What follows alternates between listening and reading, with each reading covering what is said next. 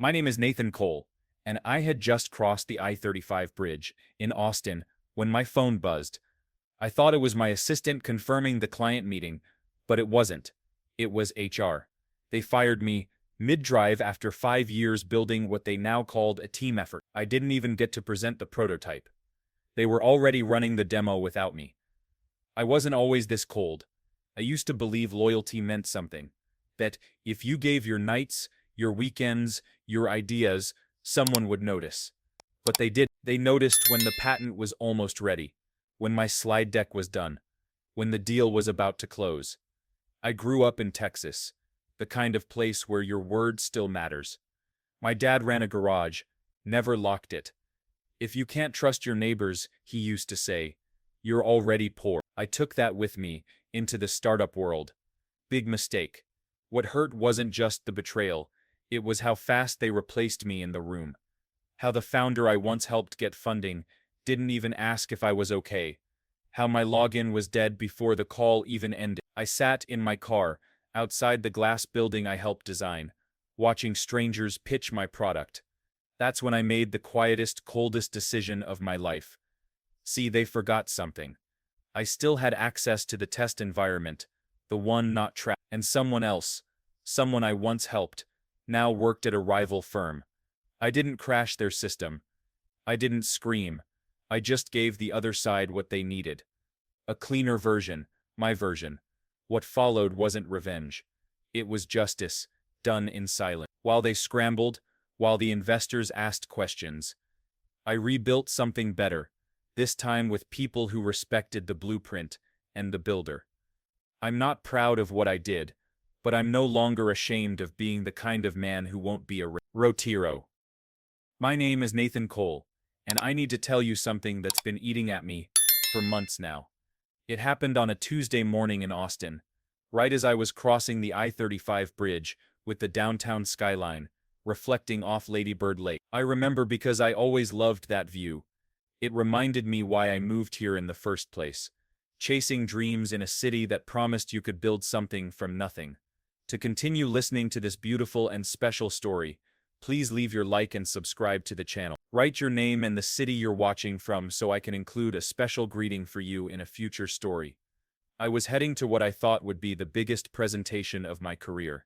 5 years of 18-hour days, missed dinners, forgotten birthdays, all leading to this moment. The prototype was perfect. The client was ready. The deal was worth $12 million, and I was the one who made it happen. That's when my phone buzzed. Jennifer from HR. I almost didn't answer. I mean, who calls from HR at 9:47 a.m. on presentation day? But something told me to pick up. Nathan, we need to talk, she said. And I could hear that tone. You know the one. The same tone my mom used when she had to tell me our dog wouldn't be coming home from the vet. Can it wait? I'm literally 5 minutes away from the Frost Tower. No, Nathan. It can't. And just like that, sitting in Austin traffic with honking cars all around me, they fired me. Over the phone. After 5 years of building their dreams with my bare hands. Chapter 2. I wasn't always this broken. You have to understand, I wasn't always the guy who'd plot revenge in a parking lot. I grew up in Fredericksburg, about an hour west of Austin, where my dad ran Cole's Garage on Main Street. He never locked the tools worth thousands, just sitting there, and nobody ever took anything. If you can't trust your neighbors, son, he used to say while wiping grease off his hands, then you're already the poorest man in town. I believed that. God help me. I really believed that. When I moved to Austin fresh out of UT with my computer science degree, I carried that small-town trust with me. I thought the tech world would be different. Cleaner. That if you were smart enough, worked hard enough, somebody would notice. Somebody would care. I joined Nexus Solutions when they were just 4 guys in a co-working space on South Lamar. Marcus, the founder, was this charismatic guy who talked about changing the world through better software architecture. He hired me as employee number 5, promised me equity, called me his right-hand man. For 5 years I gave them everything. I wrote the core algorithms that became our flagship product. I stayed until midnight debugging code, while everyone else went home to their family. I even mortgaged my little house in East Austin to help cover payroll during the lean months. I designed the user interface, trained the junior developers, pitched to investors when Marcus was too nervous. I was the one who figured out how to make our system 30% faster than the competition. I was the one who landed our first major client, and I never asked for more money, never demanded recognition. I just kept my head down and built because I thought loyalty meant something. Chapter 3. The prototype that stole my soul. The thing that broke me wasn't just getting fired. It was knowing they were presenting my work, right then, in that exact moment, without me. See, for the past 8 months, I'd been developing something special. A real-time data processing system that could handle transactions faster than anything on the market. I called it StreamCore, and it was beautiful, elegant, like watching a symphony conducted by mathematics. I'd spent weekends at the office, surviving on tacos from the food truck outside, and way too much coffee from that little place on Barton Springs Road.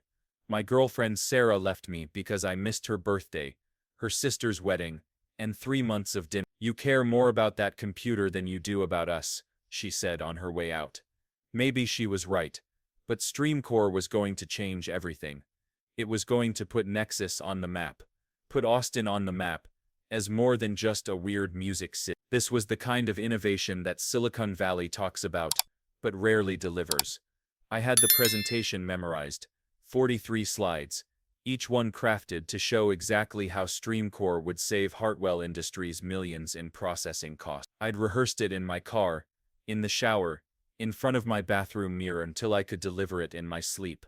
The meeting was set for at 10:15.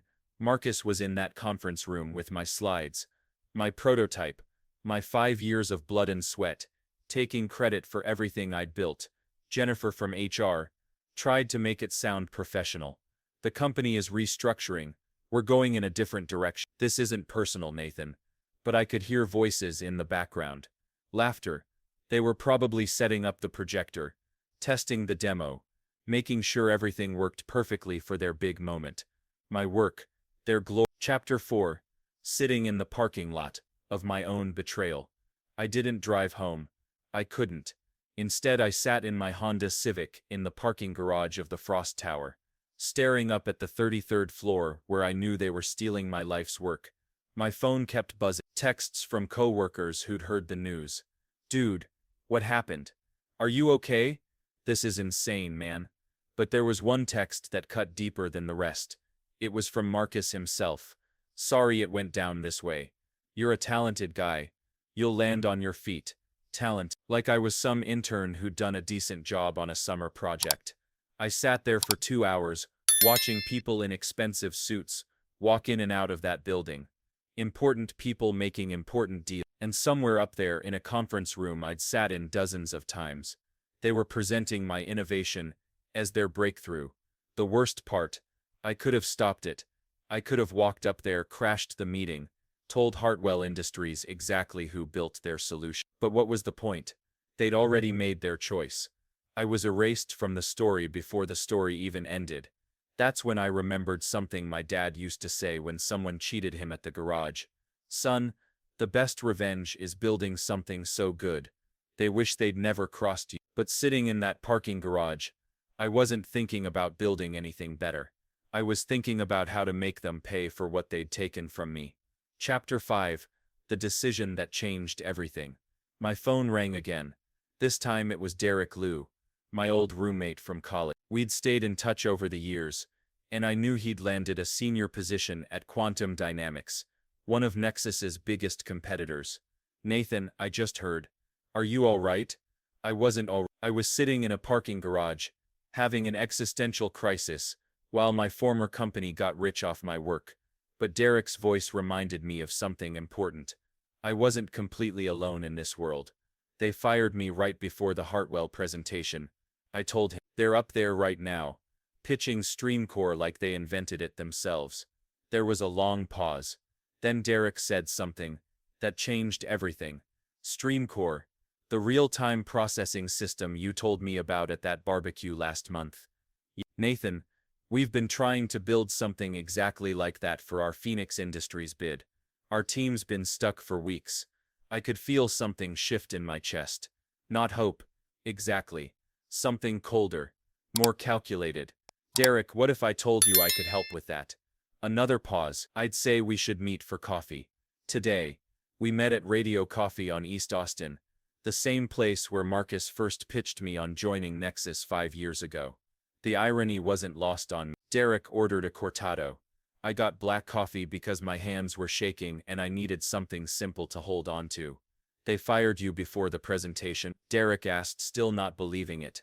30 minutes before. I was literally in the car heading to the meeting. That's ice cold, man. Even for this industry. Derek was right. Tech companies could be ruthless, but there were still unwritten rules. You don't fire someone on presentation day. You don't steal credit for someone's life work. You don't erase 5 years of loyalty with a phone call. But they did, and that meant the rules had changed. Chapter 6. The thing they forgot. Here's what Marcus and his team didn't know. I still had access to the test environment. Not the main servers. They killed those passwords within minutes of the call. But the sandbox environment where I'd been running StreamCore trials, they forgot about that one. It wasn't malicious on their part. It was just sloppy. In 5 years, I'd built so many testing platforms, so many development branches, that they couldn't possibly track them all. And the sandbox lived on a separate server cluster. That billing ran through my personal AWS account. I'd been planning to transfer it over to company infrastructure after the Hartwell deal closed. Now it was the only copy of the real StreamCore that existed outside their walls. See, what they presented to Hartwell was good. It was my design, my architecture, my months of problem solving. But it wasn't complete. The version they had was missing the optimization protocols I'd been working on in the sandbox. The parts that made it truly special. They had a Ferrari with a Honda engine. I had the real thing. Derek understood immediately when I explained it to him at Radio Coffee. So they have your basic design, but you have the advanced version.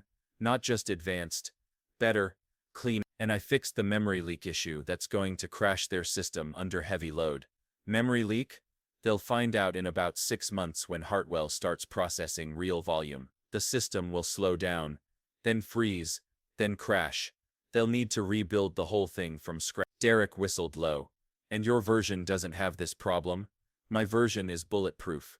I spent 3 weeks just on error handling. We sat in silence for a while watching Austin traffic crawl down Cesar Chavez. I could feel Derek thinking, calculating, weighing the risks and opportunities. Finally he spoke. Quantum's Phoenix Industries.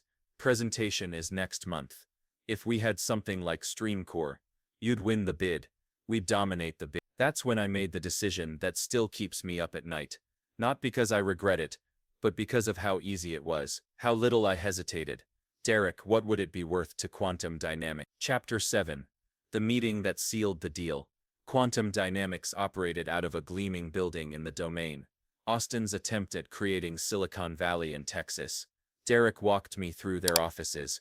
Open floor plans, ping pong tables, kombucha on it looked exactly like Nexus, except bigger, more successful.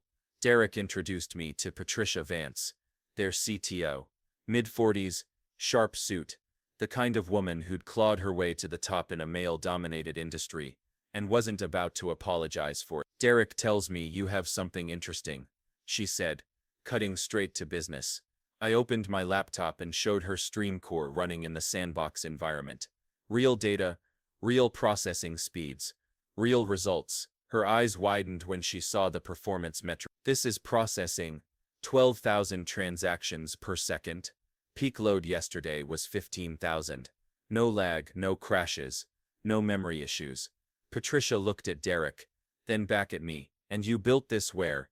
At my previous company, on my own time, using my own resources. Technically true, the sandbox was mine. The AWS account was mine. And plenty of the development had happened during weekends. Your previous company, Patricia repeated. Would that be Nexus Solutions? Former company. As of this morning, she leaned back in her chair. Patricia wasn't stupid. She could read between the lines. Nathan, I need to ask this directly. Are there any legal issues we should be concerned about? I'd been ready for this question. The intellectual property was developed on my personal infrastructure, documented with my personal accounts, and built using open source frameworks. I've checked with my attorney. I hadn't, actually, but I would. Derek added. Nathan's been working on this as a side project for months. It's his baby. Patricia studied the code for another 10 minutes, asking technical questions that proved she understood exactly what she was looking at. Finally, she closed the laptop.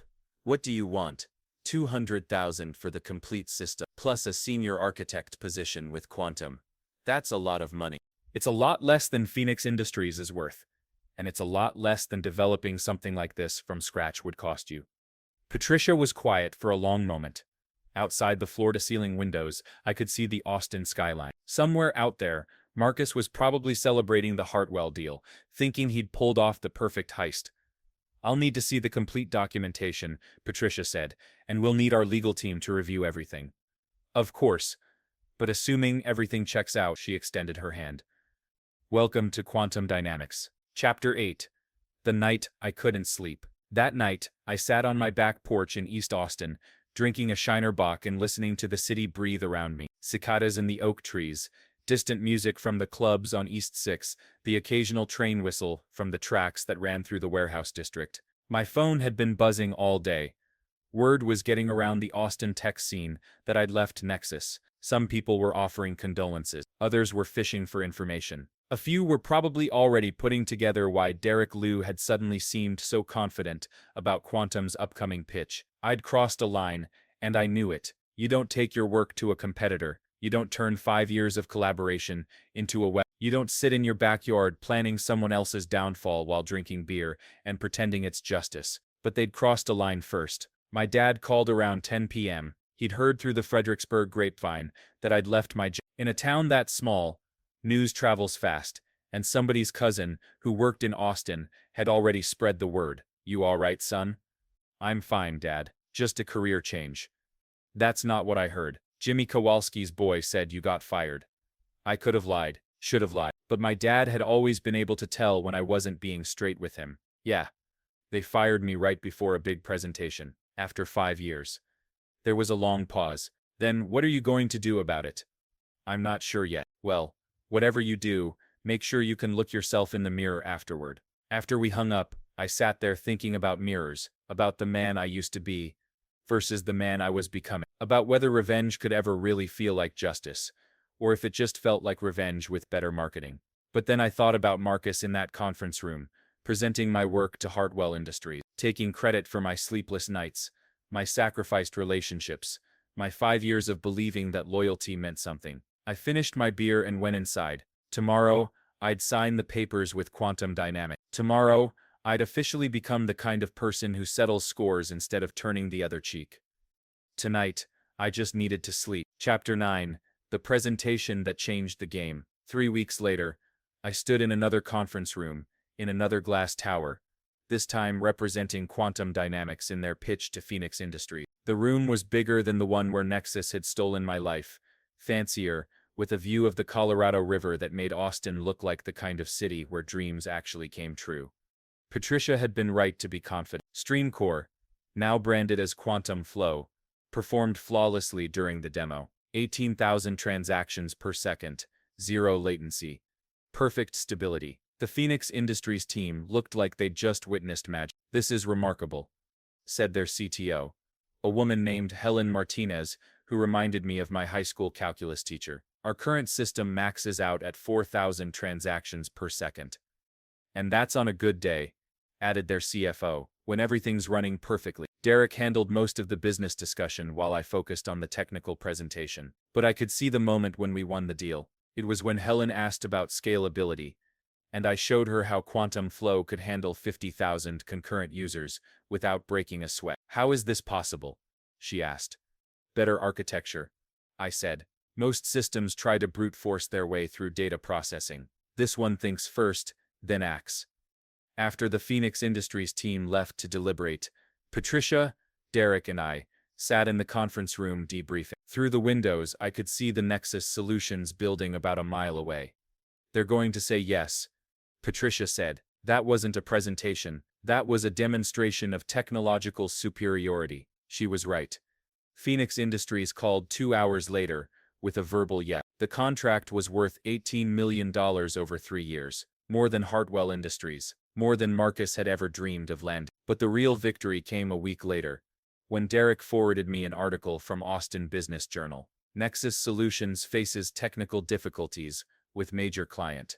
Apparently, the StreamCore system they'd presented to Hartwell Industries had crashed during initial testing. Memory leak issues, system instability under load. All the problems I'd fixed in the sandbox version, but never shared with the company. Marcus was quoted in the article. "We're confident we can resolve these technical challenges. Software development is an iterative process." I almost felt sorry for him. Almost. Chapter 10. The Man I Chose to Become. 6 months later, I'm sitting in my new office at Quantum Dynamics, looking out at the Austin skyline and thinking about the choices that brought me here. The Phoenix Industries deal closed successfully. Quantum Flow has been running perfectly for 4 months now, processing millions of transactions without a single crash. Nexus Solutions never did fix their Hartwell Industries problems. The contract was terminated after 3 months of failures, and Marcus had to lay off half his staff. The company still exists, but they're back to being 4 guys in a co-working space, chasing dreams that feel a lot smaller than they used to. I don't feel guilty about it. I probably should, but I don't. What I feel is something else, something colder and more complicated. I made a choice that day, in the parking garage, and it changed me in ways I'm still figuring out. I'm not the man who believed in loyalty above all else. I'm not the guy who'd leave his garage unlocked because he trusted his neighbors. But I'm also not the guy who gets erased from his own story. Patricia promoted me to lead systems architect last month. The team I manage now is building something even better than StreamCore, something that could revolutionize how financial institutions process data. And this time, my name is on every patent, every design document, every line of code. Derek and I have become close friends. We grab coffee at Radio Coffee sometimes, and he always asks if I have any regrets about how things went down. The honest answer is complicated. I regret that it had to happen. I regret that 5 years of hard work ended with a phone call and a parking lot revelation. I regret that Marcus turned out to be the kind of person who'd steal credit and sleep fine at night. But I don't regret fighting back. I don't regret choosing myself over some misguided sense of loyalty to people who didn't return it. My dad visited last month. We sat on my back porch, the same spot where I'd made the decision to join Quantum, and he told me I looked different. Harder maybe, but also more confident. "You still looking at yourself in the mirror?" he asked. "Every morning, and what do you see?" I thought about it for a long time before answering. A man who learned the difference between being loyal and being a pushover. He nodded like that made sense to him. Sometimes the world teaches you lessons you didn't want to learn. He was right. The world had taught me that trust is earned, that loyalty is a two-way street, and that sometimes the people who talk the most about changing the world are the ones most likely to sell you out when it benefits them. But it also taught me that I'm stronger than I thought, that I can rebuild after betrayal, that I don't have to be the victim in my own story. I'm not proud of what I did to Marcus and Nexus Solutions, but I'm not ashamed of it either. I'm just a guy who learned how to fight back, and who built something better from the ashes of what they tried to take from me. The Austin skyline looks different now when I drive across the I-35 bridge. It doesn't look like a city of broken dreams anymore. It looks like a city where anything is possible, as long as you're willing to write your own story. Even if that story doesn't have heroes and villains, just people making choices and living with the consequence.